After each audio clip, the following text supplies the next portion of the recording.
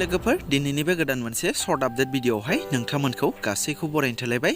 स' लोगोफोर दिनैनि बे भिडिअनि गिबियावनो दङ आरबि फिल्म प्रडाक्शन बेनारनिफ्राय मोनसे जायख्लं नों मुंनि अफिसियेल गोदान मिउजिक भिडिअ फैनो थांगासिनो दं लोगोफोर। आरो बे मिउजिक भिडिअआवनो फाव खालामनायखौ नुनो मोनगोन बर'निनो बयजोंबो सिनायजाखानाय एक्टर बिथां लिंसार बसुमतारी लोगोसे रिया ब्रह्म बिथांमोनखौ। आरो नोंथांमोना बिथांमोननि बे फैनो गोनां जायख्लं नों अफिसियेल गोदान मिउजिक भिडिअखौ आरबि फिल्म प्रडाक्शन चेनेलाव बे साननैसोनि गेजेरावनो नुनो मोनगोन दे लोगोफोर। स' बिनिखायनो नोंथांमोना एसे नेना थायोब्लानो जाबाय। आरो नेक्स्टआव दङ एमएन फिल्म प्रडाक्शन बेनारनिफ्राय। स' आं साननैसो सिगाङावबो एसे बुंनानै होखादोंमोन बाबु बिमा पार्ट 2 अफिसियेल गोदान मिउजिक भिडिअ फैगासिनो दङ होननानै।